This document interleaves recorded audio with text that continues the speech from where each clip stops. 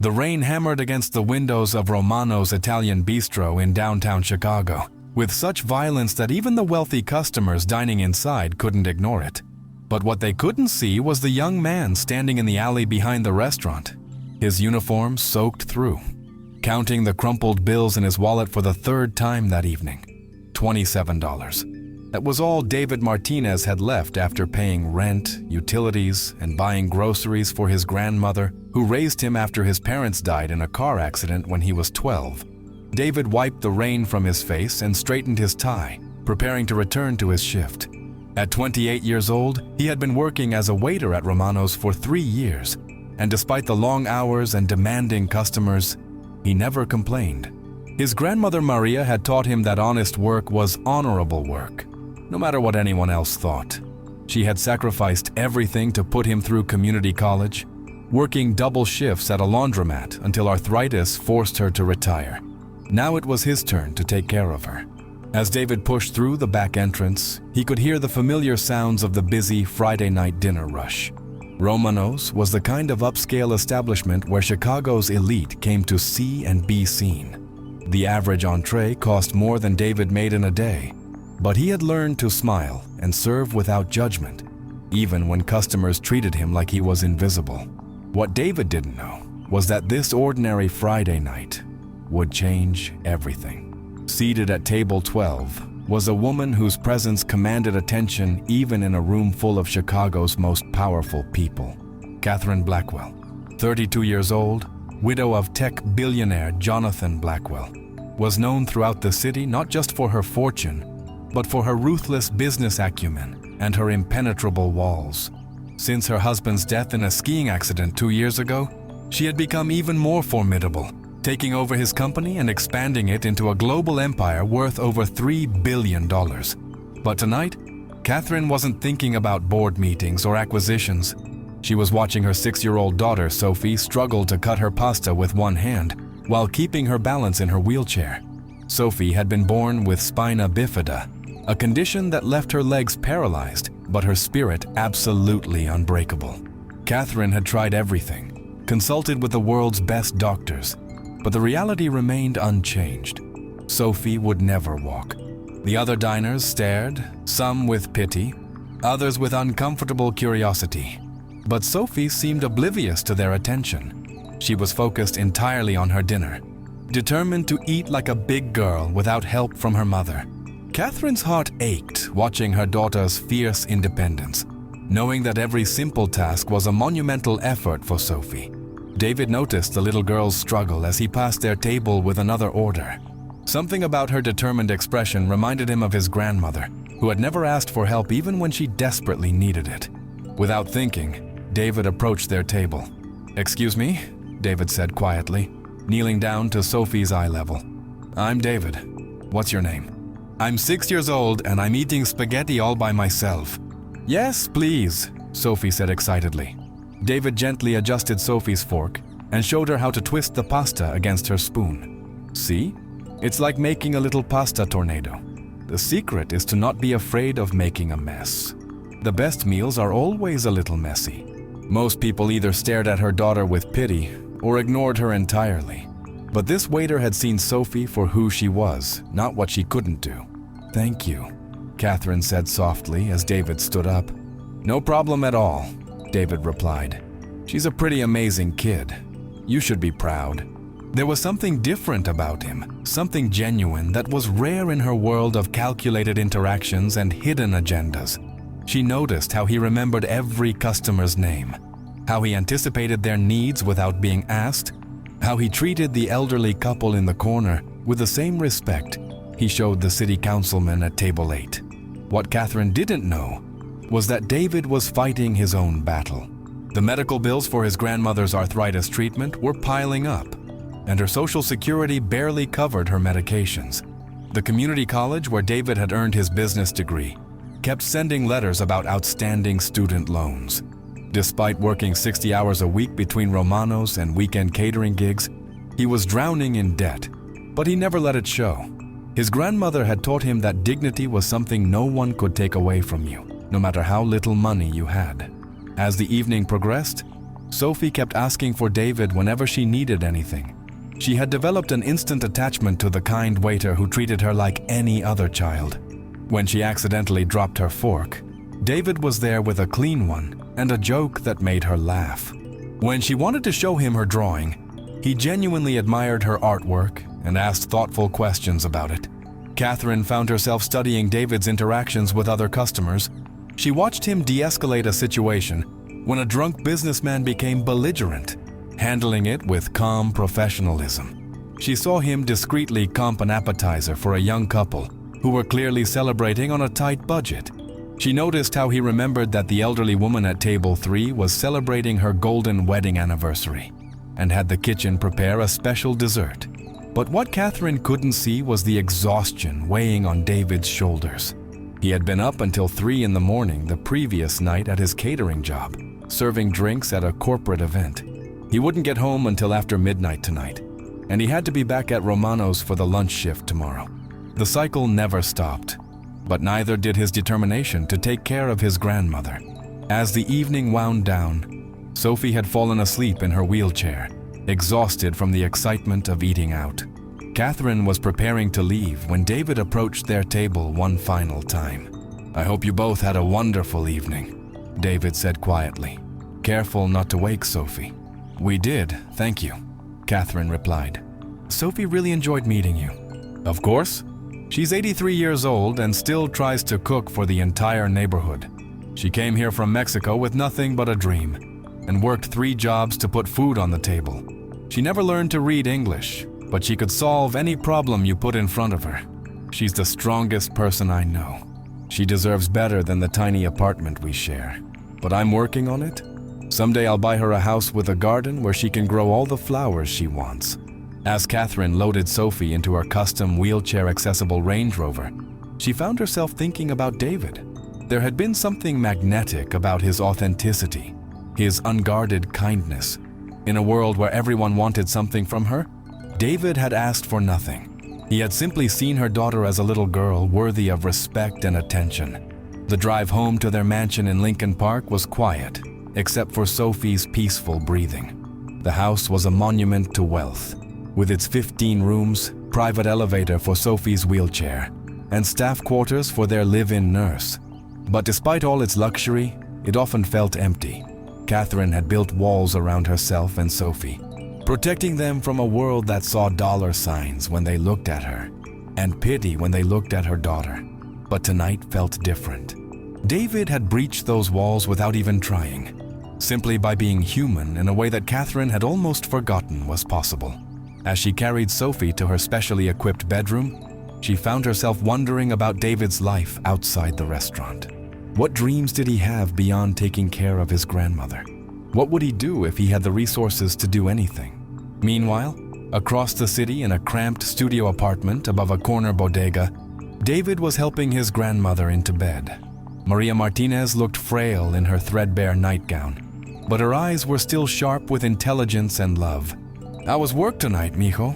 she asked in accented English, though she was more comfortable speaking Spanish. "Good, abuela," David replied, adjusting her pillows. "I met an interesting little girl tonight. She reminded me of you, actually. Very determined. And she clearly loves her daughter very much. The little girl is in a wheelchair, but you should have seen how proud the mother was of her." But he also thought about the look in her eyes when she watched Sophie, the fierce protectiveness and unconditional love that transcended any amount of wealth. What David didn't know was that 10 miles away, Catherine Blackwell was lying in her king-sized bed thinking about him. She couldn't stop replaying their conversation, the way he had looked at Sophie without pity, the genuine pride in his voice when he spoke about his grandmother. In her world of boardrooms and power lunches, sincerity was a rare commodity. But David had been completely authentic, completely unguarded. Catherine had built her fortune by reading people, by understanding their motivations and leveraging their weaknesses. But David was an enigma. He had nothing to gain by being kind to her daughter, no angle to play. He had simply been decent, because that was who he was. As sleep finally came, both David and Catherine were thinking about their brief encounter. neither realizing that fate was about to intervene in a way that would change everything. The next morning dawned gray and cold, typical for November in Chicago. David was up at 6, preparing breakfast for his grandmother before heading to his Saturday shift at Romano's. The restaurant was busier on weekends, which meant better tips, but it also meant dealing with the city's most demanding clientele when they were relaxed and entitled. Catherine woke to the sound of Sophie's laughter coming from the playroom. Their live-in nurse, Patricia, was helping Sophie with her morning physical therapy, turning the exercises into games that made the little girl giggle. Catherine smiled, grateful once again for Patricia's gift with children. Finding someone who could care for Sophie's medical needs while nurturing her spirit had been one of Catherine's greatest challenges after Jonathan's death.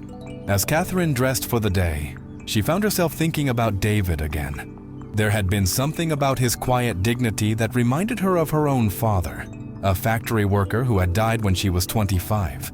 Her father had possessed the same unshakable moral compass, the same belief that how you treated people mattered more than what you owned. Catherine had met Jonathan at Northwestern University, where she was studying business, and he was developing the software that would eventually make him billions. She had loved him deeply, but their relationship had existed in a bubble of privilege that sometimes made her forget what real struggle looked like. David had reminded her of a world she had left behind, a world where kindness wasn't calculated and generosity wasn't tax-deductible. At Romano's, David was setting up his section when his manager, Tony Romano, approached with an unusual request. "David, I need to ask you something," Tony said, his expression serious. "That woman you served last night, Mrs. Blackwell? She called this morning?" Tony continued. "She wants to book a private dinner for next Friday night. Just her and her daughter. And she specifically requested that you be their server. This could be a very good opportunity for you." He had served plenty of wealthy customers, but Catherine Blackwell was different. Her request suggested that their brief interaction had meant something to her too, though he couldn't imagine why a billionaire would want to see him again. What David couldn't know was that Catherine had spent the entire morning thinking about him. She had made inquiries, learning that David was considered one of the most professional servers in the city, despite having no formal training. She had discovered that he had worked at Romano's for 3 years without missing a single shift, that he was studying for his real estate license in his spare time, that his co-workers respected him despite his youth. But more than his professional reputation, Catherine was intrigued by the glimpse she had gotten of his character. In a world where everyone wanted something from her, David's genuine interaction with Sophie had been refreshing. She found herself wanting to know more about the man who had treated her daughter like a normal child, instead of an object of pity. Catherine told herself that the private dinner was for Sophie's sake. Her daughter had been asking about the nice waiter all morning, wondering when they could see him again. But if Catherine was being honest, her own curiosity was just as strong. There had been something about David's quiet strength that had stayed with her, something that reminded her of the person she had been before wealth and tragedy had built walls around her heart. As the day progressed, David found himself looking forward to the private dinner with an anticipation that surprised him. He told himself it was just professional excitement about serving such an important client. But deep down, he knew it was more than that. Catherine Blackwell had looked at him like he mattered, like his thoughts and opinions had value.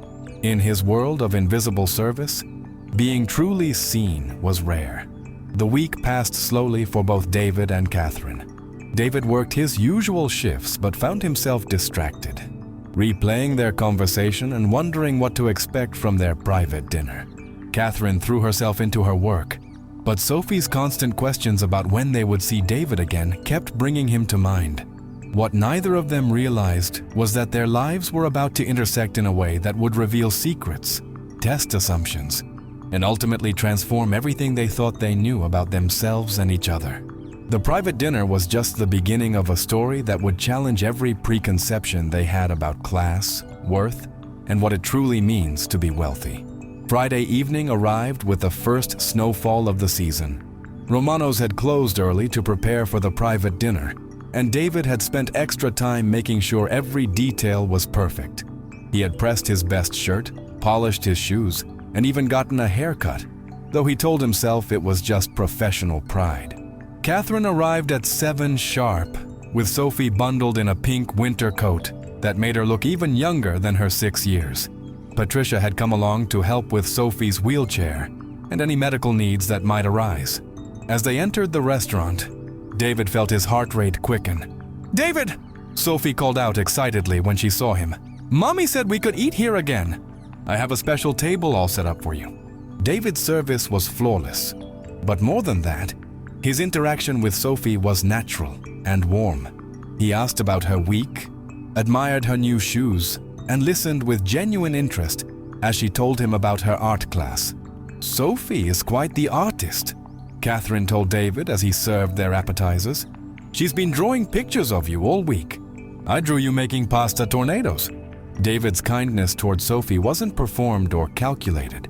It was simply who he was.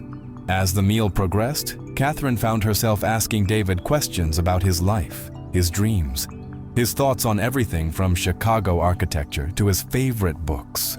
She discovered that despite having no formal education beyond community college, David was remarkably well-read and thoughtful. He had taught himself about art, history, and literature during slow periods at the restaurant, always hungry to learn more about the world beyond his immediate experience. "What would you do if money wasn't a factor?" Catherine asked during dessert, genuinely curious about his answer. David considered the question seriously.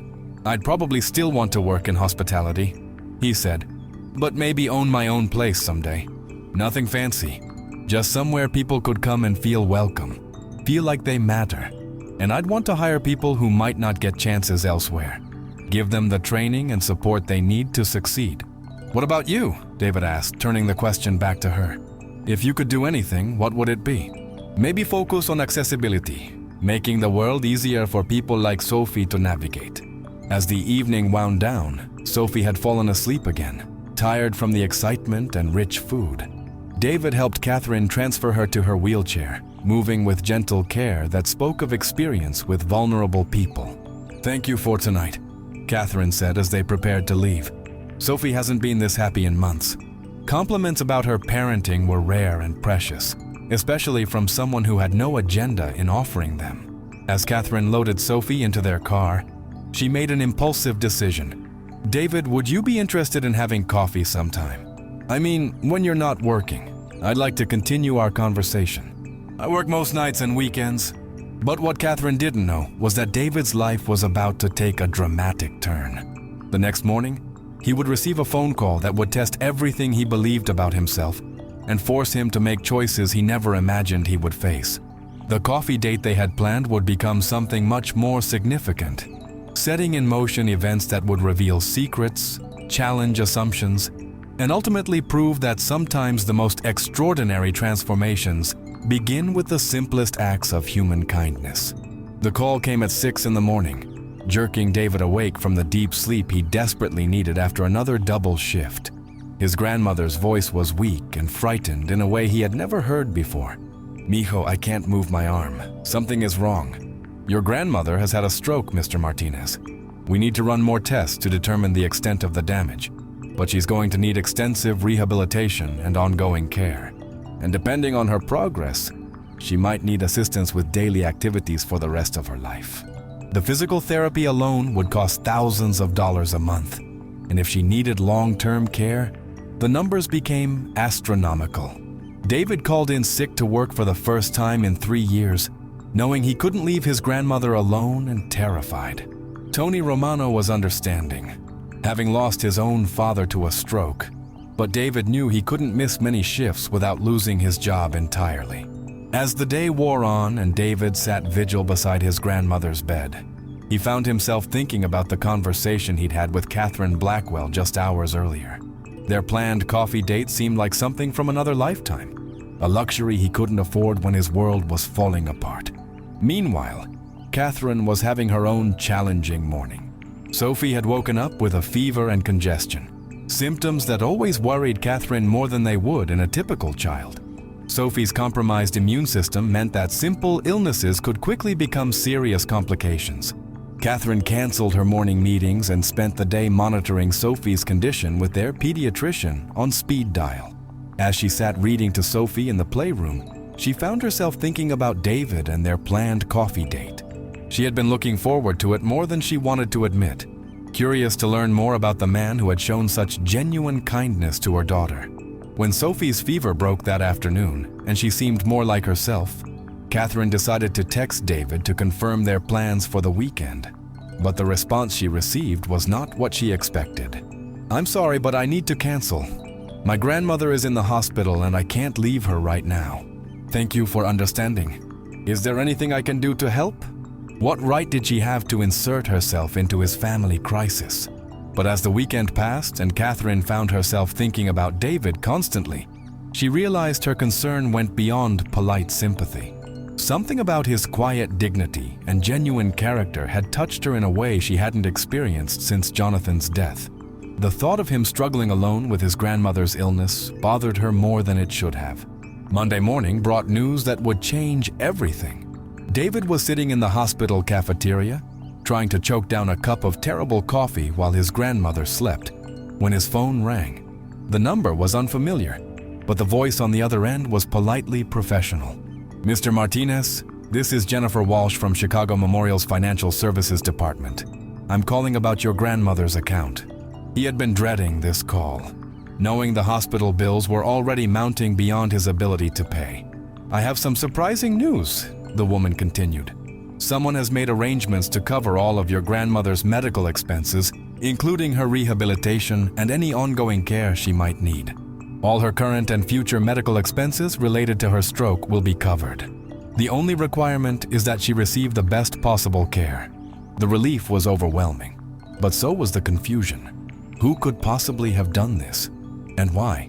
He thought through everyone he knew, but no one in his circle had this kind of money or resources. The realization came slowly, like dawn breaking over a landscape he thought he knew.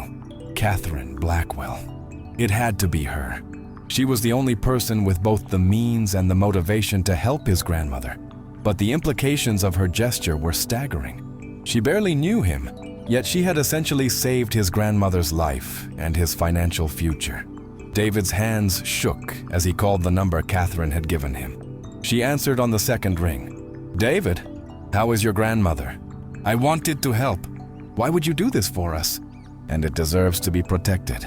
Catherine's gift would set in motion events that would test both of them, revealing truths about love, loyalty, and what it truly means to build a life worth living. The coffee date they had planned would eventually happen, but when it did, they would both be different people, changed by circumstances they never could have imagined.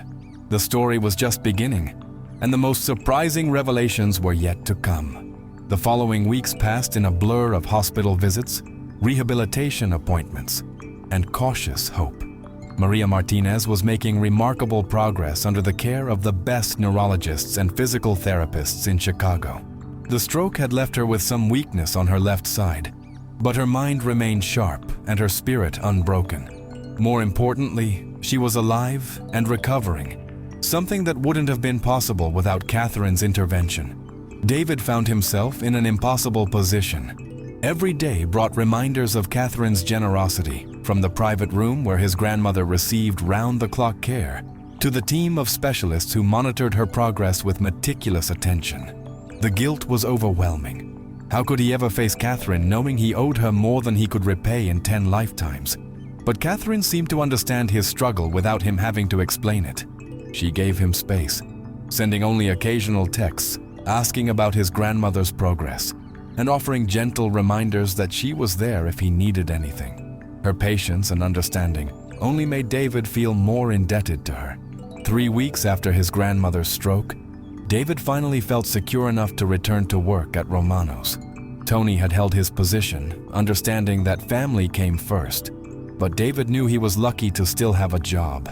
His first night back was busy, and David threw himself into the familiar rhythm of service, grateful for work that didn't require him to think about his complicated feelings toward Catherine Blackwell. He was clearing a table near the window when he spotted a familiar figure outside. Catherine was standing on the sidewalk in the falling snow, clearly hesitating about whether to come inside. She was bundled in an elegant wool coat, her hair whipping around her face in the wind, and she looked uncertain in a way that seemed foreign to someone of her stature. David made a decision that surprised him. He walked outside without his coat, approaching Catherine despite the bitter cold. "Catherine," he said softly, "what are you doing out here? I wanted to see how you were doing. Really doing, not just the polite updates you've been texting. You don't understand what this means to someone like me. You saved her life, Catherine. You saved both our lives. How do I process that? How do I move forward knowing I can never give you anything close to what you've given me? You've shown my daughter that there are still good people in the world who will see her for who she is, not what she can't do. You've made me remember what it feels like to connect with someone real. Since someone made me feel like Catherine instead of Mrs. Blackwell, the widow with the billion-dollar company." Tony raised an eyebrow when he saw Catherine Blackwell, but wisely said nothing. David settled her at a quiet corner table and brought her a coffee without being asked. "Tell me about your grandmother," Catherine said.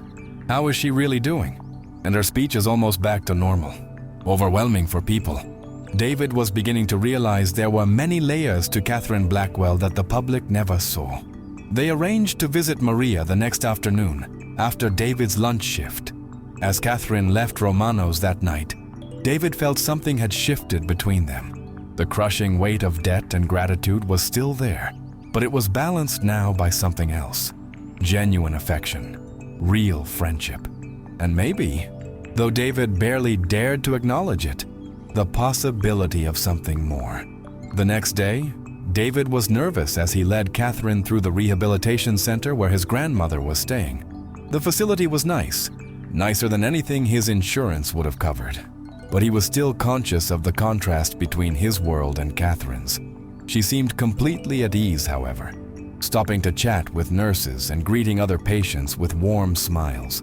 Maria Martinez was sitting in her wheelchair by the window when they arrived, working on the knitting project that was part of her occupational therapy. She looked up when David entered, her face lighting up with the joy she always showed when she saw her grandson. "Abuela," David said in Spanish, "I'd like you to meet a friend of mine. This is Catherine. David speaks about you constantly. He says you're the strongest person he knows. But practice makes perfect. David, you didn't tell me your friend was so beautiful." David watched in amazement as his grandmother, who had always been shy around strangers, opened up completely to Catherine. There was something about Catherine's genuine interest and respectful manner that put Maria at ease. "David tells me you're a widow," Maria said gently. "I'm sorry for your loss. It's not easy to raise children alone. Just like David gives you strength, I imagine. Someone who sees how special he is." Maria's matter-of-fact acceptance of Sophie's disability was exactly what she had hoped for, but rarely found. I think Sophie would love that very much. She's been asking when she can see David again. And Maria, who had been suspicious of rich people her entire life, was treating Catherine like a beloved daughter-in-law. When it was time to leave, Maria took Catherine's hand in both of hers. "Thank you for coming to see me, mija. You are welcome in our family anytime. That means more to me than you know." She reminds me of my own grandmother, actually. Same fierce independence, same ability to see through pretense straight to the heart of a person. "But why do you want to spend time with me? You could have anyone's company. Why choose a waiter from a neighborhood you've probably never even visited before? You just saw a little girl who needed assistance and you helped her. That's who you are at your core, David. You see people, not situations. You respond to need with kindness, not calculation. You see Catherine, just Catherine. Do you have any idea how rare that is? We never had to struggle for anything, never had to make hard choices about what we could afford. Watching you care for your grandmother, seeing your dedication and sacrifice, it reminds me that real love is demonstrated through actions, not words. Your devotion to Maria is the most beautiful thing I've witnessed in years. Would you like to have dinner sometime? Not at Romano's? Somewhere we could just talk without me having to work. It's time someone served you for a change." They arranged for the following Saturday evening, which gave David a week to overthink every aspect of the invitation. What did one wear to a billionaire's house for dinner? How did one behave around Sophie in her own environment? What if he said something wrong or embarrassing? But when Saturday arrived and David found himself standing outside Catherine's mansion in Lincoln Park, his nervousness was overshadowed by curiosity. The house was impressive but not ostentatious, its elegance understated rather than showy. Catherine answered the door herself, dressed casually in jeans and a sweater, looking more approachable than he had ever seen her. "You made it," she said warmly, leading him inside. The foyer was beautiful but welcoming, with family photos and Sophie's artwork displayed prominently alongside expensive sculptures and paintings. "David!" Sophie's voice echoed from somewhere in the house, followed by the sound of her wheelchair approaching at top speed. She rounded the corner with a huge grin, wearing a dress that was clearly chosen specifically for his visit. "Hey there, kiddo," David said, kneeling down to her level. "You look very fancy tonight. And I made you a present." "I think she would love that very much, Sophie." Sophie insisted we make spaghetti so you could teach her more tornado tricks. Catherine's house was magnificent, but she had created an atmosphere of warmth and comfort that made him feel genuinely welcome. Sophie was delightful company, chattering about her school and her friends and her art projects, with the unconscious confidence of a child who had never doubted her own worth. During dinner, David found himself relaxing completely for the first time in months. Catherine was a wonderful cook, but more than that, she was excellent company. She asked thoughtful questions about his plans for the future, his interests outside of work, his dreams beyond just surviving day to day. "I've been thinking about what you said that first night," Catherine said as they shared dessert. "About wanting to own your own restaurant someday, somewhere people could feel welcome. What's stopping you?" "I see someone who has never missed a day of work in 3 years. Someone who put himself through school while caring for an elderly relative. Someone who treats every customer with respect, regardless of how they treat him. Someone who has studied business and hospitality on his own time, because he genuinely cares about excellence." "David," she said suddenly, "why don't you just ask Mommy to help you? She helps lots of people start businesses. Why can't you help David with his restaurant? Mommy, can you help David get his restaurant?" "David and I need to talk about grown-up things." What if it was business? A place that employs people who might not get chances elsewhere. Single mothers, people with disabilities, former inmates trying to rebuild their lives, immigrants starting over. Excellent food, excellent service, but with a mission to prove that everyone deserves an opportunity. I would provide the capital and handle the business side, but it would be your vision, your leadership. We'd be partners, not benefactor and recipient. You have something that can't be taught, genuine care for people. That's the foundation of any successful service business." David looked at Catherine, really looked at her, and saw not the intimidating billionaire widow, but a woman who believed in him when he struggled to believe in himself. "Why?" he asked quietly. "Why would you take such a risk on me?" "And because," she paused, gathering courage for honesty, "because spending time with you has reminded me what it feels like to be truly alive. I've been falling in love with you, Catherine. I've been trying to fight it because of everything you've done for my family, because I thought it was wrong to feel this way when I owe you so much, but I can't pretend anymore. I've been falling in love with you too." Second Chances, as they named it, became known throughout Chicago not just for its excellent food, but for its mission of providing opportunities to people who had been overlooked by society. David's instincts about hospitality proved even better than Catherine had hoped, while her business acumen ensured they were profitable from their 3rd month of operation. But more important than their professional success was their personal happiness.